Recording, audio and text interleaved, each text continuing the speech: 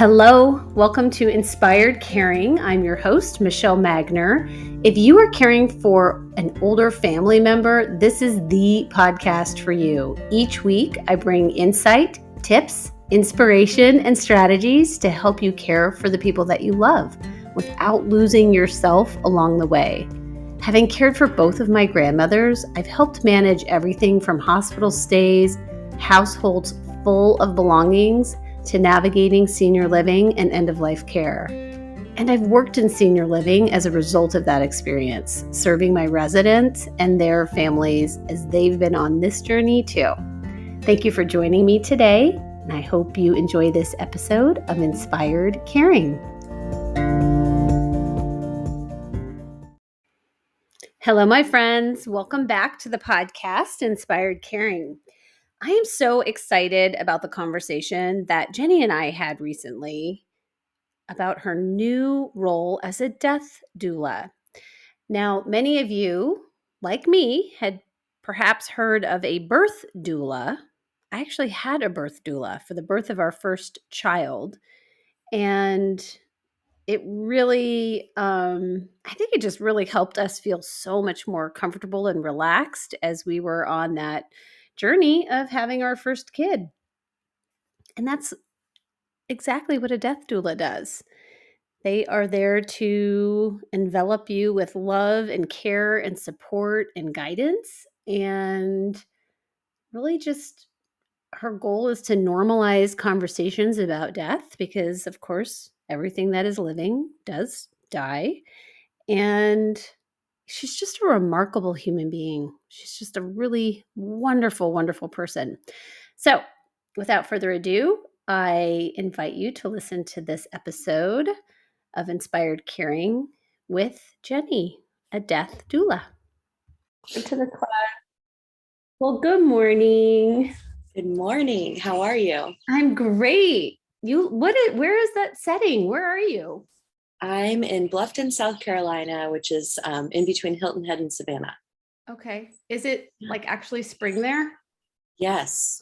Oh. Yeah, it is. There's it's really beautiful. Yeah, birds and Spanish moss everywhere, which is creepy at night, but during the day, it's fine. Yeah, it's lovely. It's really lovely. Just lovely.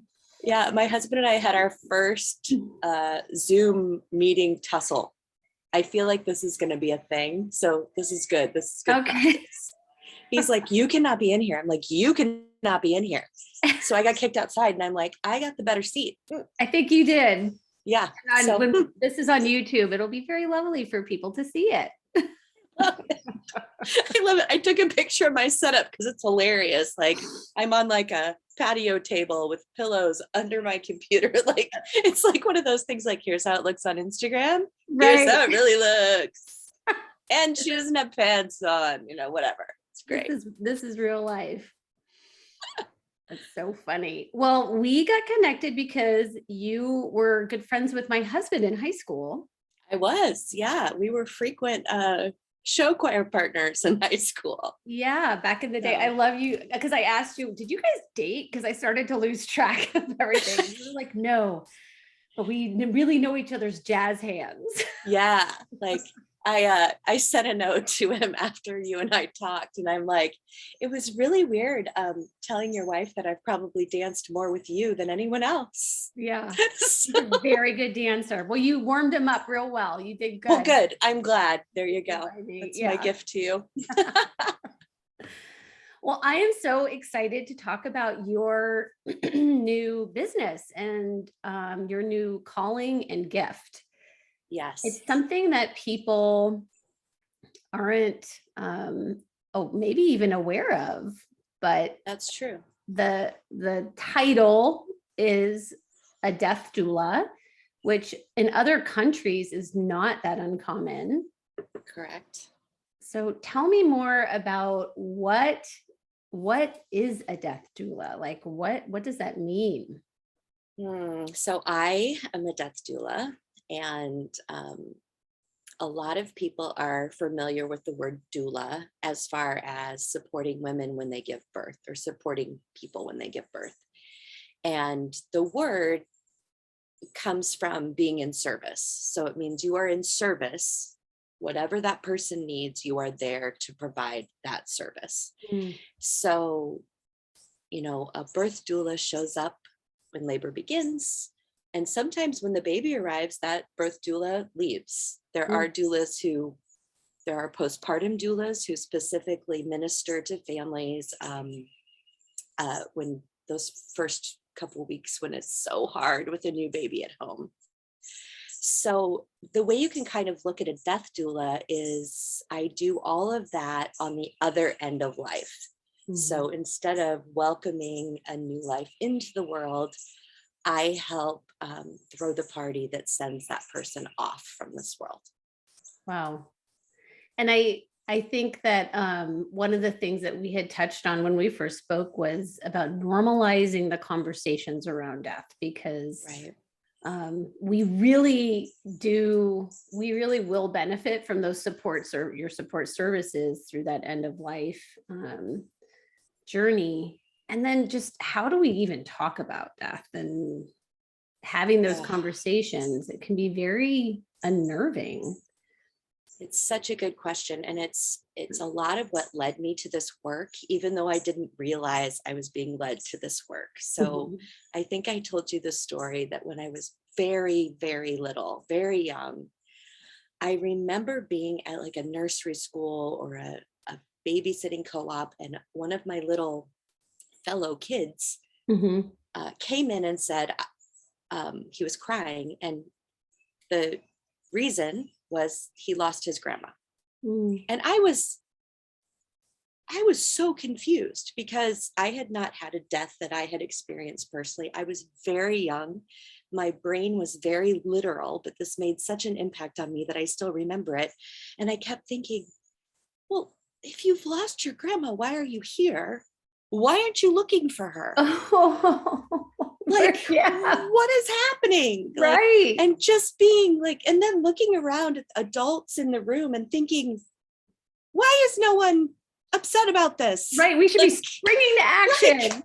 What are we doing? Like, circle time? No, where is grandma? Right. And looking back, he didn't understand either. So that was probably my first, wondering, why can't we just say, my grandma died?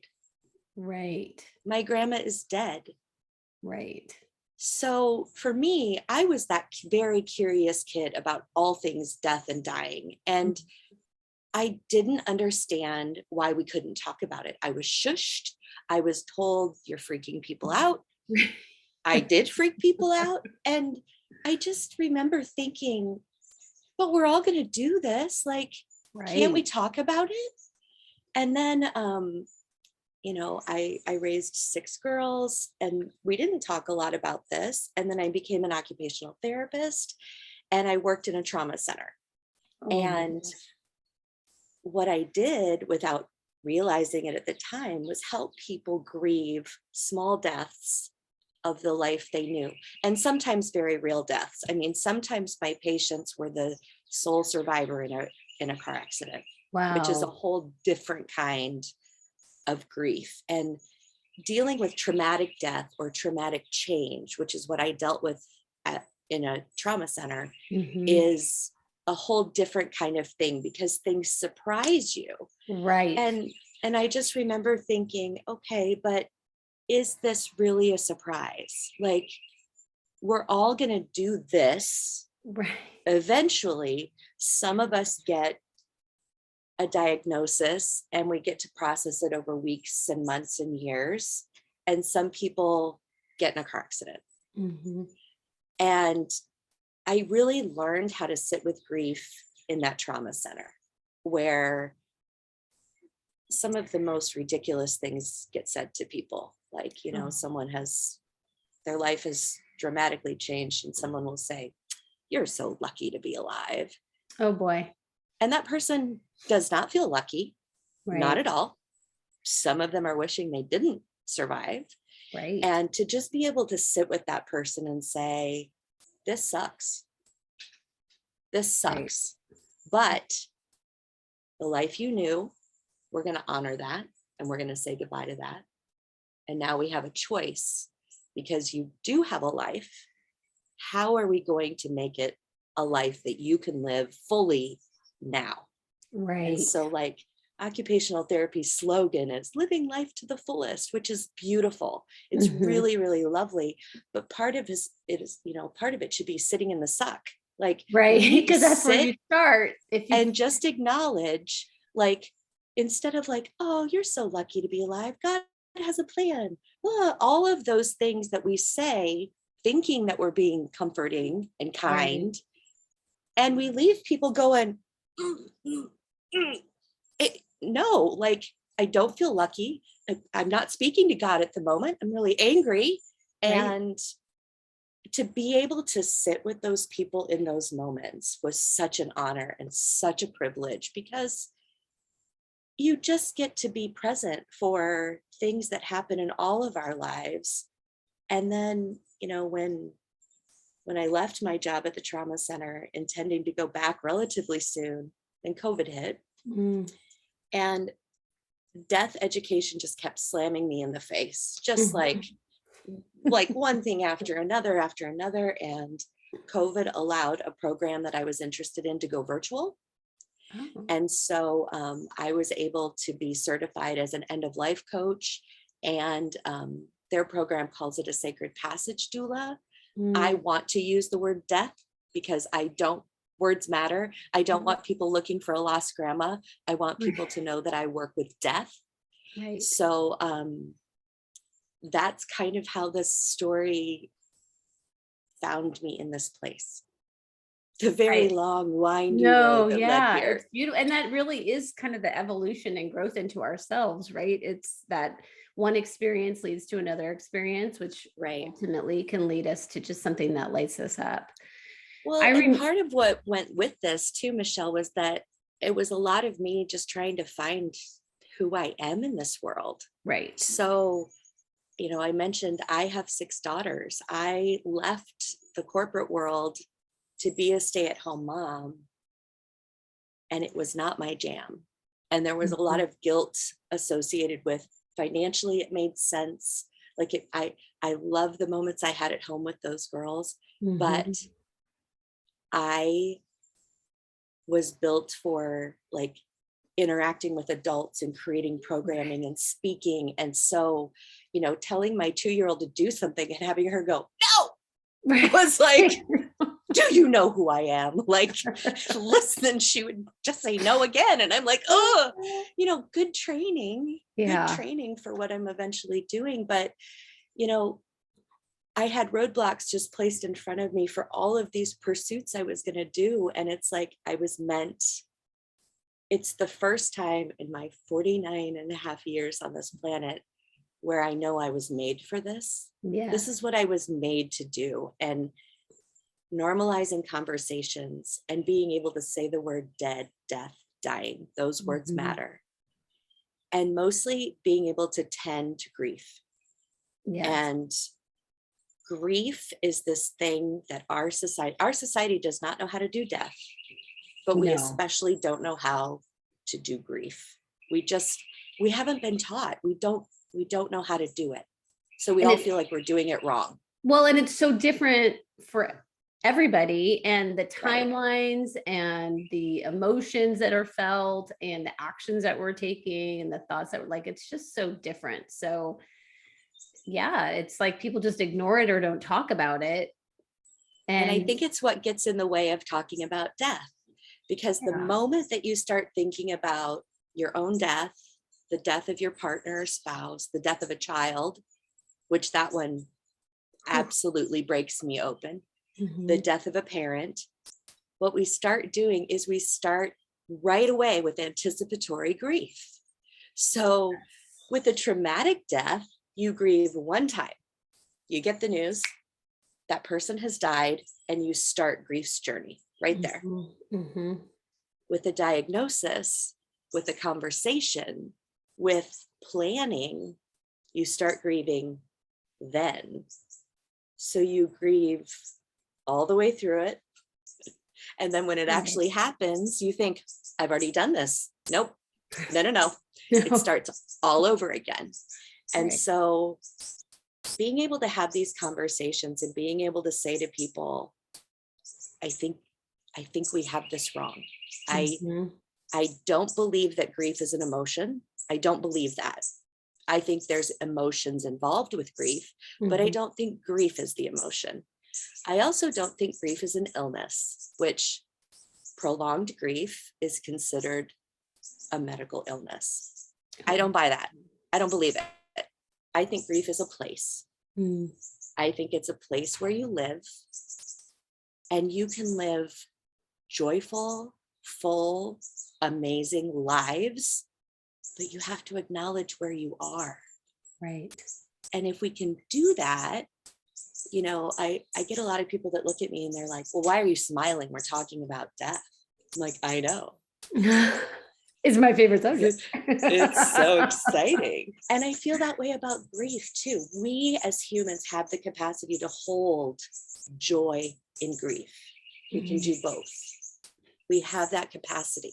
We can be really, really, really upset about the war in Ukraine, and we can celebrate a preschooler's graduation at the same time.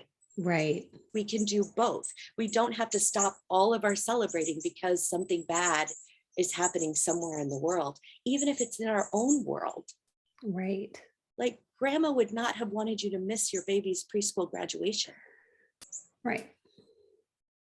So you can grieve and celebrate. And I can show you how. Well, and what you offer and how you walk with families is pretty extensive. Like there's just a lot of aspects to this.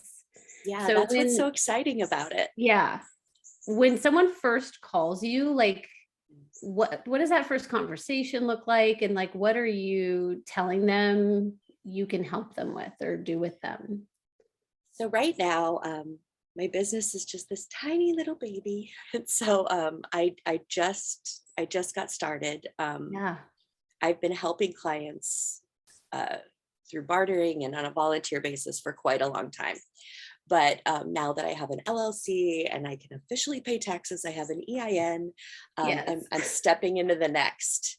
And the first question people will get is, you know, right now clients are handed to me like almost in like this sacred way of someone I've worked with will say, you need to talk to Jenni. Here's her number. And they almost pass them to me. It almost feels like a physical exchange. Yeah. And so that person will call and usually it's so-and-so said, I needed to talk to you. I'm like, okay. And I usually just say, what's going on? Yeah. So sometimes it's a friend, a loved one has a terminal diagnosis, and I can absolutely help. I can absolutely talk about fears, anticipatory grief. I can walk you through all of the stages of planning for that death. My occupational therapy hat comes on to make sure people are safe in their homes. We do a lot of questions about where do you want to die? And I'm so surprised at how that question, people physically react to that question. Wow. Because I don't think people understand that they have a choice. Now, we don't always have a choice. Right. But a lot of times we do have a choice. So to be able to say, if I could script it, I want to die in my big fluffy king bed surrounded by my pets and my family. And don't forget my favorite pillow and my blanket. Right. And make sure Janis Joplin is jamming on Alexa. And don't you dare let this certain person anywhere near me. Like, okay, now we're rolling. Right. But you know, the question I get a lot, especially from clients that I'm working with who are already like down the path of death, is I should have hired you sooner. And yes, that's the answer. When should you hire me? Right now. Right. You can be in your 20s. You can be in your 50s, you can be in your 90s. If we can walk through the planning of death and all that encompasses, like who's going to manage your Facebook page? Right. Who has the passwords to your bank accounts? who is going to get rid of that secret little box that you have in your Oh my God. closet? I call it the burn box. The burn box. And I have my people on deck. Yes. And you better have multiple people on deck. Like, okay, Yeah. you get in there, you talk to no one, you make no eye contact, you grab the burn box and you run and you go. These are important things. These are important things. And so to be able to walk people through that in a conversation, in a relationship, then when death comes or becomes more imminent, we're ready. We're already ready. Right. And the coolest thing is how people change the way they're living.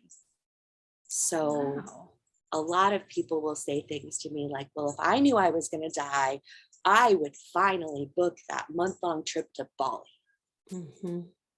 And then I usually just stay very quiet and just let them sort through that. Like I just kind of let it sit.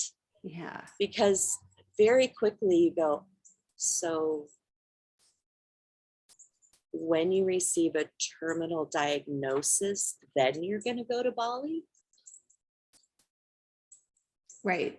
When, by the way, you maybe are not going to be feeling very well. And right. Like, so you're going to pay for your nursing team to go to Bali? That is really generous. Wow. Yes. Wow. Does your doula get to come? Sweet. I want to go to Bali. Right. I'm portable. I'll come. Yeah. But so it's that realization of why are we waiting to live? Why are you waiting for someone to tell you your death is imminent? I'm going to tell you, your death is imminent. It is. Right. It is. It is the only thing. I can walk into a room full of people, and I love doing this when I speak. I'll walk into a room full of people and I'm like, I know something all of us are going to do. All of us. And people will guess. They're like, yeah, we're going to take a coffee break in 15 minutes. Right. I'm like, well, not all of us. Some of us are going to go Facebook. Some of us don't do coffee. But if there is something we are all going to do, why aren't we talking about it? Why? My brain cannot understand it. Well, it's scary. Okay. There's a lot of things in this life that are scary. Well, we don't know what happens afterwards. Right? Right. Also true. But I think there's a lot of things we do in life where that's true also. So to just kind of pull the curtain down on all of this and say, this is something we are all going to do. Let's do it well. Let's start telling our children, you have a right to a good death. The death you want. Right. On your terms. Like, make a playlist. Right. Make a list of scents and colors that you want to surround you. Make a list of people that you want to see. Make a list of people that you need to talk to before this happens. Make amends if you need to. Let them go if you need to. Whatever you need to do, I can help.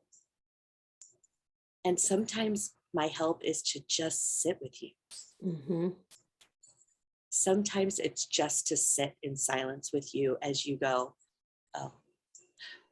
oh, yeah. All of those things. Death doesn't have to be scary. I'm not going to say it's not hard, because as humans, when we love people and love them well and love them hard, the thought of being without them, it sucks. It is so hard. But the thought of keeping someone here a moment longer than they need to be should be harder for us. It should be harder. Like, if we can step out of our personal selfishness. Yes. Letting someone who is ready to die beautifully is the greatest gift I think we can give anyone. What's coming up for me are two things. One, just thinking about how many kids struggle with this conversation, and then really letting their parents go so they continue to do medical interventions that are actually cause suffering ultimately in the Yeah, long they can be run. cruel. They're painful, and perhaps we're extending time, but certainly not quality. So that's coming up for me. And then the second thing is that when it was evident that we were on a very steep decline with my father-in-law, it was like Monday, I started realizing what was happening in my mind, because I've been around death enough to know kind of our trajectory. But then by Tuesday, I was like, we need that lady here. that friend of yours that you mentioned was a death doula. Like, there was so much uncertainty about what we were facing and how things were going to go. And, there are some predictability things with literally how the body shuts down, but then there's just some uncertainty. And I just thought it would have been really nice to have you there to support us and kind of as our guide. Yeah. And so I guess, it's, and the image that you just painted is so perfect, because it's not that I know more. It's not that I know what to do. It's not that like I have all the answers and so you're going to look to me and I'm going to bestow these answers on you. Right. It's that I'm just present. Right. I'm just there. Like, you already know all the things, like to be able to say, Michele, he's ready. Right. So sit with the spot in you that's not ready. Like, let's just sit there. Right. I was still trying to problem solve, right? Absolutely. And that makes so much sense. And this is the role caregivers go into. And this is also the role doctors go into. Mm-hmm. We have taught caregivers and doctors that death means they failed. Right. So we have rigged the game.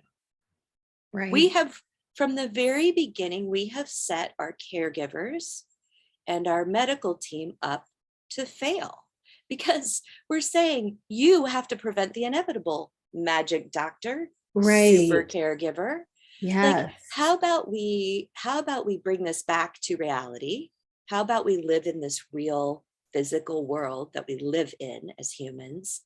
And how about we honor that everything on this planet has a lifespan? Everything. We're all energy. Like, we are. Everything has a lifespan. That big mighty oak behind me has a lifespan, and she will die. Yes. And that is how it works. I almost feel like our human existence is a little cruel, because a lot of the life on this planet lives on this planet without a lot of knowing. Mm. We have a lot of knowing.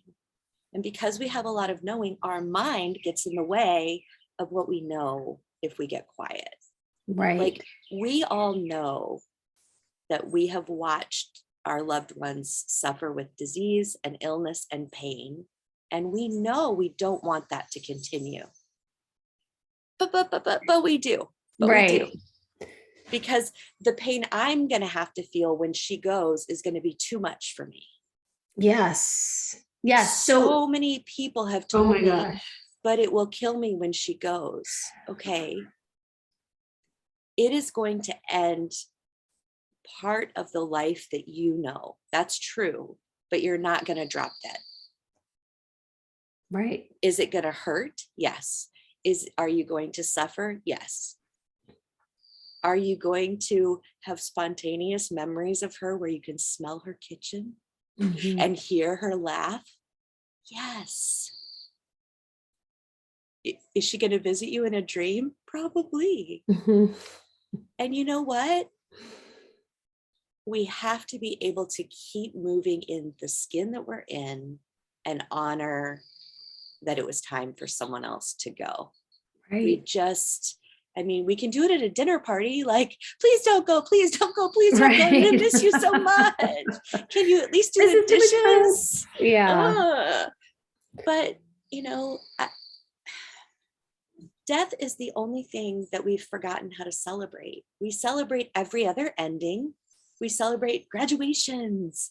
We celebrate, we could do graduations differently. We could be like, Right. And sometimes there is a little of that in there, but mostly it's celebration.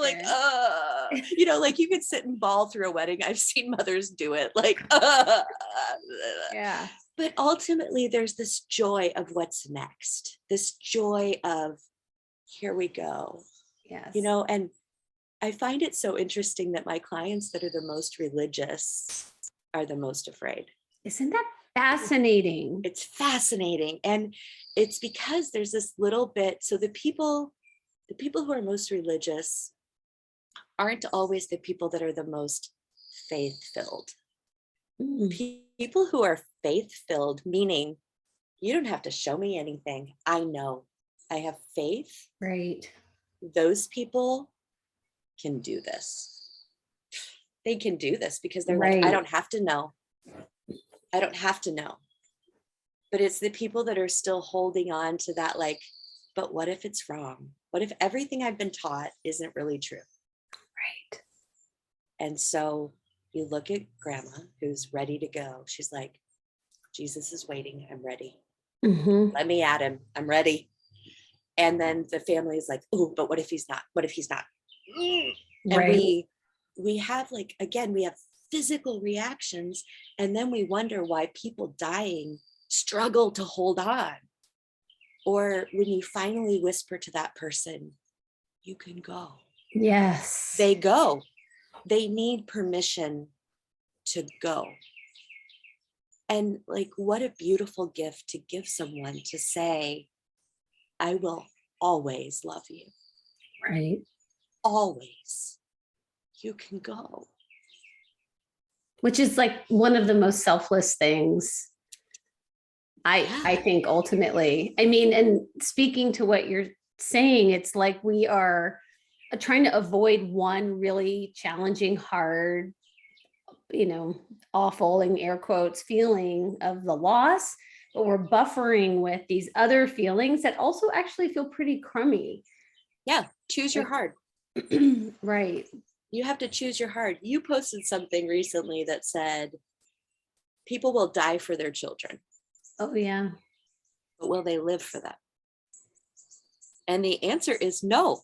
Right. The answer is no. Like every mother I know would say, I will stand in front of a full-blown army to protect my child. Right. But it's like, will you live? And I almost named some vices. I don't want to pick on any vices, but will you step into and live your best life for your child? Will you do that? And that's what this is all about. Shifting that message of, well, that's great that you would die for them, but how about you live for them first until the dying opportunity comes up? Then you can do that. Like, that's great. And you do that once, you die once. Yeah. We're living every day. Yeah. And that die once, so let's make it be the best. As far as we know, I'll put that in parentheses. Yes.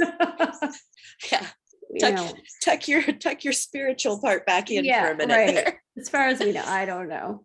Yeah. When we were talking about planning, and I just think this was so important, and something that I felt a little bit of a void with Todd's dad was we didn't really talk about what he wanted that period, those days or hours to look like. And I was in such a caregiver problem solver mode, trying to fix something. And then we had hospice on deck, but they're intermittent. And then we had a beautiful care staff at the place he was living, and they were very amazing and helpful. But I don't know, it was like one of the aides came in, and I still couldn't exactly see where we were at with things. I didn't realize that he was actually dying until a couple hours later. I was like, oh, now I like the veil had been lifted, but he made, tidied up the room and got him really comfortable. And then he turned on the TV and put on music, meditation type music. And it was so interesting because that's when I was like, oh, now I know what's happening. Someone gave me a cue. Someone gave me the cue. But then the other piece was, he would have never listened to this. in real life, IRL, right? Like he would have never turned on this kind of music. Like, Right.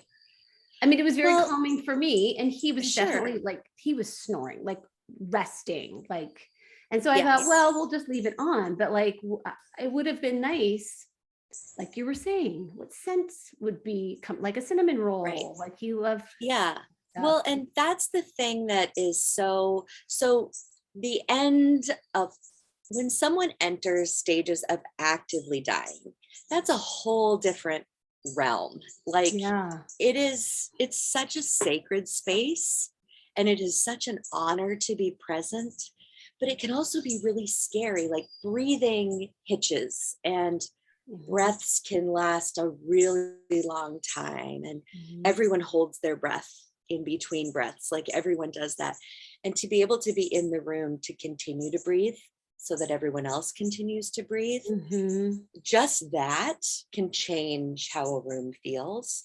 Yes. But there's been so many times where people have shared stories with me where they're like, well, I walked into this room and I wasn't even sure I was in the right room. I'm like, what is this music? What are these in? Like, I don't even, am I in the right room? Because that is like, where's the Metallica that should be playing right now? And, you know, where's the Harley Davidson blanket that is his favorite blanket? Like this lace stuff, he wouldn't want this. And, you know, he wouldn't want this. Well, how do we know? We don't innately just know. Like, I don't walk into a room and go, Metallica playlist, Harley Davidson blanket, bring those on over. Like, I have to be told. Right. And people have to have permission to tell their story. So there's a lot of people who are living, especially the generation of my parents and grandparents, and especially those women. They were taught that their choices didn't matter. That has been well ingrained in them for a really long time. Right. Yes. So to tell someone, where do you want to die? And have them go, well, whatever's convenient for everyone else. No, what do you want? What do you want? I worked with a woman recently who said, I have drank coffee the way my husband likes it for 50 years. Oh my gosh. Oh my gosh. And I said, but what do you want? Right. She's like, I just want a cup of black coffee. I said, then let's have a cup of black coffee. Like, you having a cup of black coffee is not inconveniencing me. I would like to make coffee the way you like it. And I still am shocked at, she thanked me so many times. And I'm like, you get to have what you want. Right. You get to have what you need. But first, they have to realize that they do have wants and needs. They're buried so deeply. Like, I have had people say to me, I really want to die at home, but that would freak my husband out. Okay, would it really? Or is that a fear that you're projecting on him and you don't know? Right.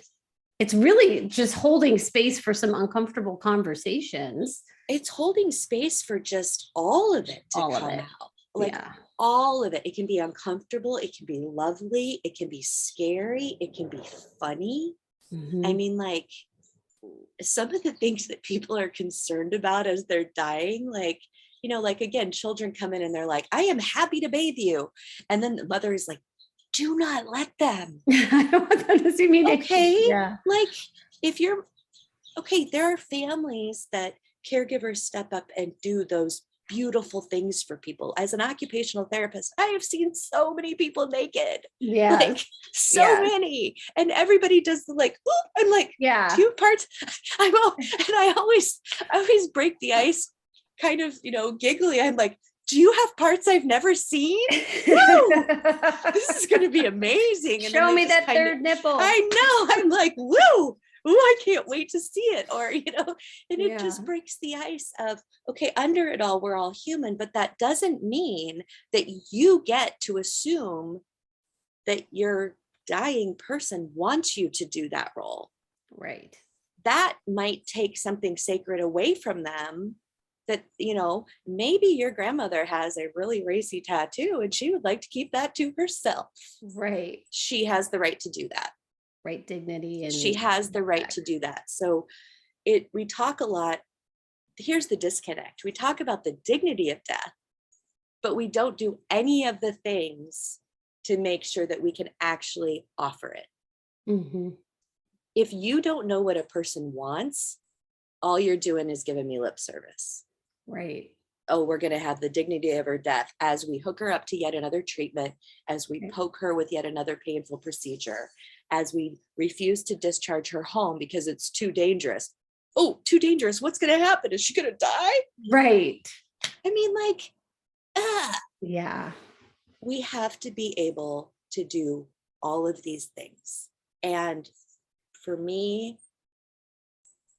there's just so much more to it. Like, if we can start when our babies are babies and say the word dead, dying. Kids do this. Kids do this really, really well. Yeah, like the hamster's dead. And they're just we're like, whoa. Yeah, moms freak out. Oh, right. It's passed on to another place. No, it didn't, Mom. She just like, her feet are up in the air. She's just she's dead. She's hard. She's dead. She's dead. Like, let them touch it. Let them, like, stop whisking death away. Stop replacing pets while your kids are sleeping. Like, oh my gosh. Death of a pet, death of a tangential connection, those are our training wheels. But we don't give kids, we like protect them from that, but that's what they need to be learning most. We need to model to them, I am sad, but I'm not dropping dead. Right. I miss that person, but I also honor that their time here is over. Like, we can't even, be the model because we don't know how to do it. Right. We don't know how to do it. Or, saying the word dead, it's like saying genital words. I mean, like, I swear, sometimes I walk into rooms and I'm like, okay, we're going to say dead, dead, dead, penis, penis, penis. Like, we're just going to say all the words. We're going to make us go, like, yeah. Okay, just all the words. We're just going to have a blurt session. Everybody blurt everything out that you need to say, or like how we talk about like the D word death or the C word cancer. Like, say the words. The words matter. And it especially matters to all of those young people listening who don't understand what it means that your time is coming. Well, what, lunchtime? It's like ominous. Playtime, nap time? Which time? Which time is coming? Right. And what the visual that's coming to my head right now is about the same time as Todd's dad died. There you go. One of my previous colleagues, his mom had died, and he is from, I think maybe the Congo. And so he had video of the ceremony that they were having for his mom. And it was like the pallbearers, but they were lifting up the casket and there were drummers and everything was just so colorful and joyful. And obviously there's grief and some sadness and all of those things, but it just was so beautiful and big and loud. I don't know. And it just, I felt like we were whispering and and you just reminded me of the best funeral I've ever been to. And I know people will be like, she just said the best funeral she's ever been to. Like, she has a top 10 list. I do, by the way. The best funeral I've ever been to. And it was a Catholic funeral, and it shocked me so much. The priest started the service with a standing ovation. Oh my gosh. And I thought, yes, like, it was the most beautiful thing I've ever seen. Everyone stood up and cheered. And that is how we should look at a life well lived, or a life not so well lived. You know what? Way to go. Like, woo. Way to go. You made it to this time. Right? Good for you. Good for you. We talk so much about how hard life is. So let's celebrate it when it's over, especially those that are so well lived. Or have you ever been to a funeral and the eulogy starts and you're like, I am. Yeah. Yes. is he talking about Bob? Right. Right. Oh, it's like, so cringy. Why do we reframe everyone to be saints the moment they die? Because if someone does that at my service, I'm coming back in there. Like, like stop. Like, do not rose-colored glasses me. I have lots of amazing qualities, but I also have some stuff that, like, don't gloss over it. Like, it's okay to say Bob was a grumpy old man. He was a curmudgeon. Yes. He was. Because that is what people are going to identify with. He was also so generous, but he would never give you something with a smile. It always came with a lesson. Right. But he was so generous and he loved so hard, but you would hardly ever know it. Because first you had to get through the moaning and the groaning and the complaining. Yes. Like, tell it like it is, please. Like, can we just be honest at some point about who people were? Yeah.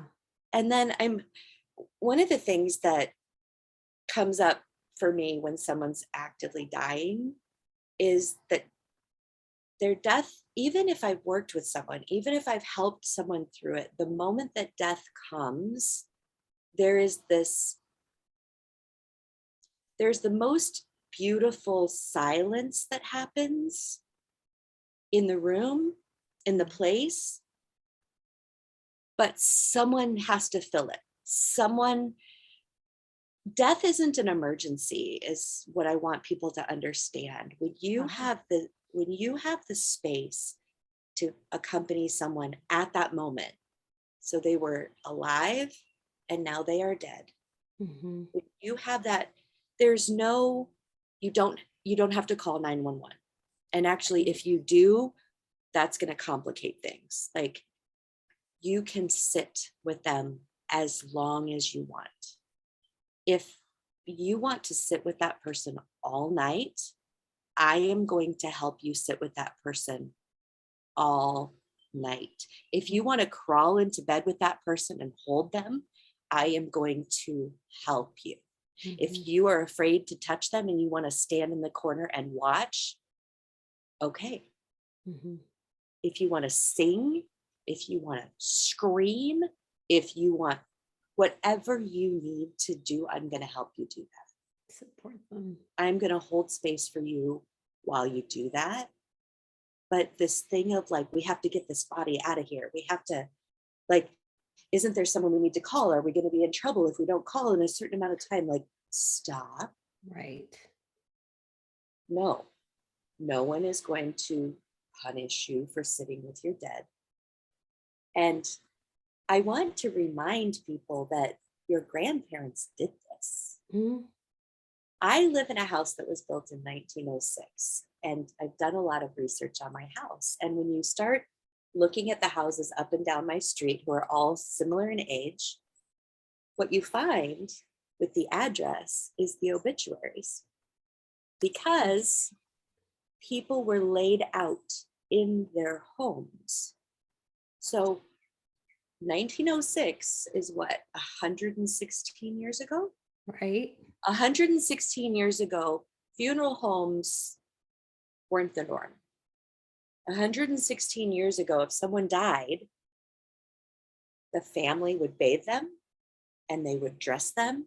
And oftentimes the dining room table became where that person would be laid out so that neighbors and family could come and pay their respects. There was no, oh my goodness, get that dead thing out of here. There was no, oh, I can't touch her.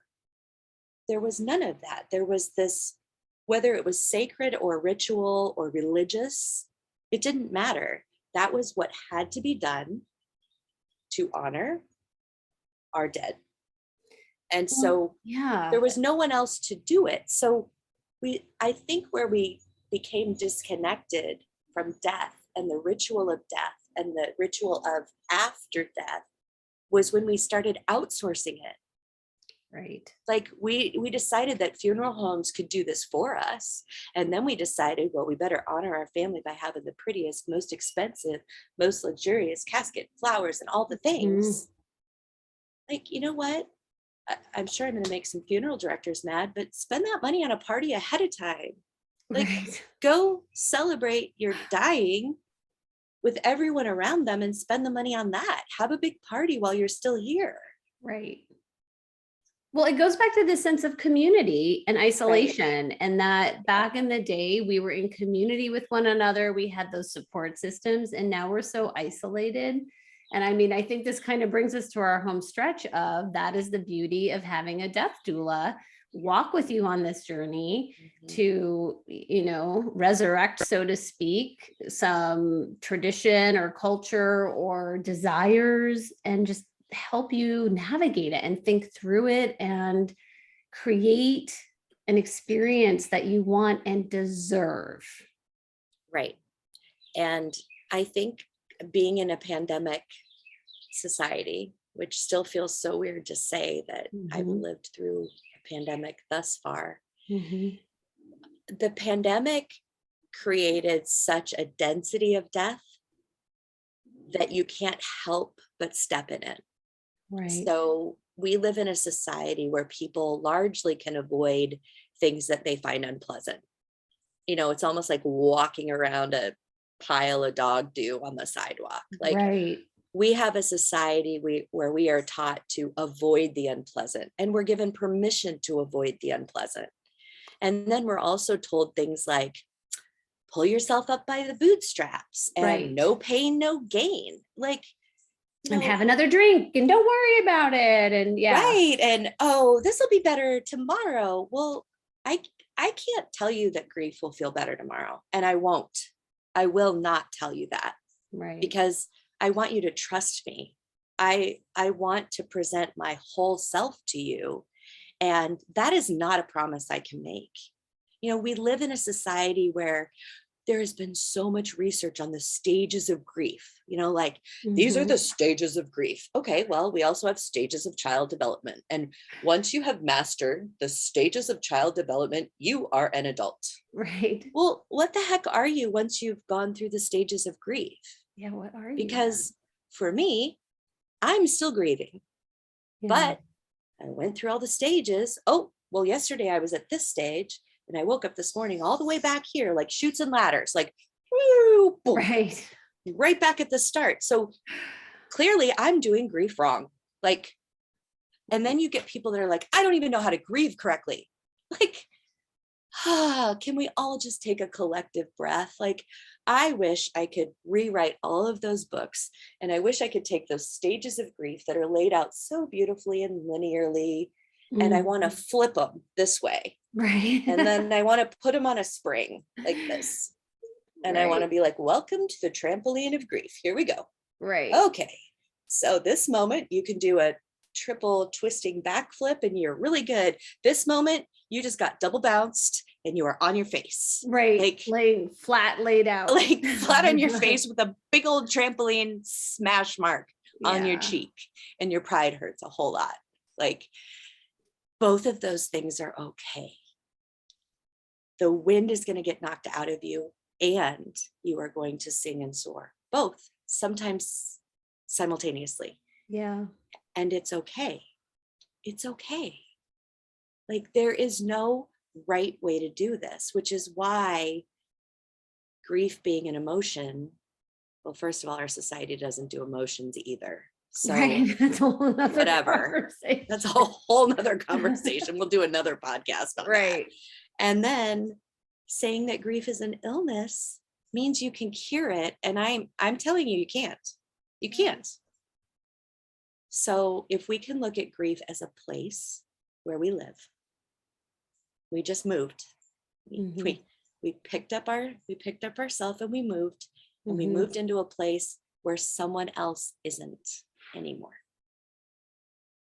It doesn't mean we have to stop living. It doesn't mean we stop honoring everyone else living around us. It doesn't mean we give up our dreams. Maybe we dream bigger because we just realized, oh, I don't have endless amounts of time. I have this body and this health and this place right now. So I'm going to go to Bali next month Right.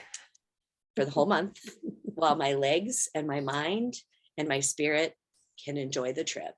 And then I'm going to pay it off for the next 20 years and it'll be fine.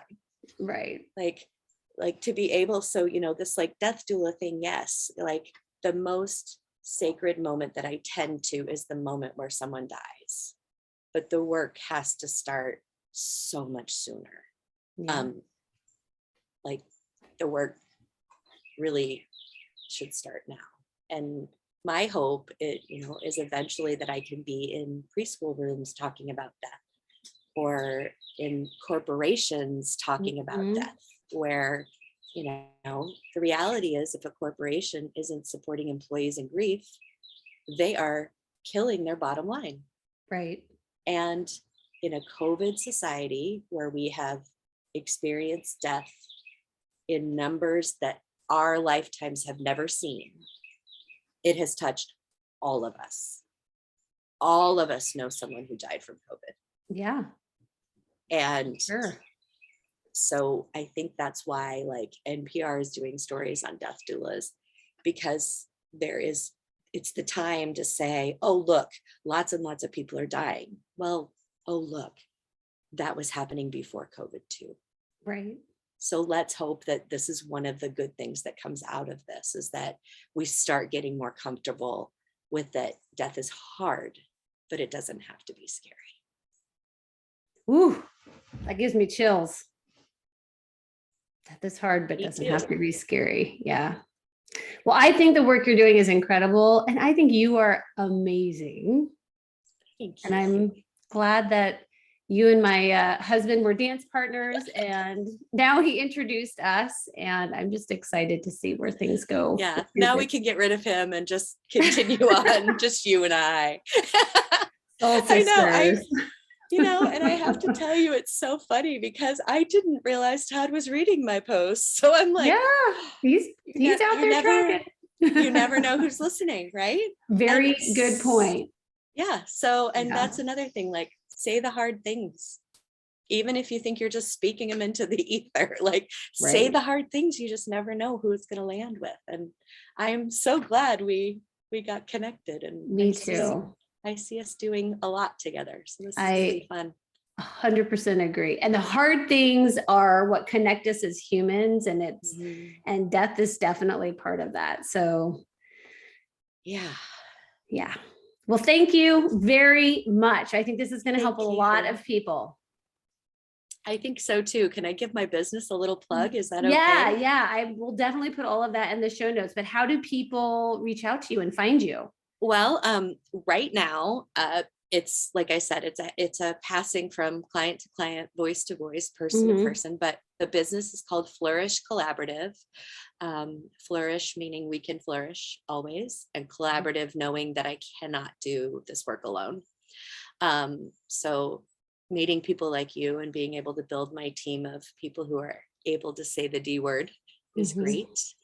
And right now, social media is a great place to find me, but you're welcome to post my cell number and all of that good stuff for people to find me in the notes. And you have like a Facebook group?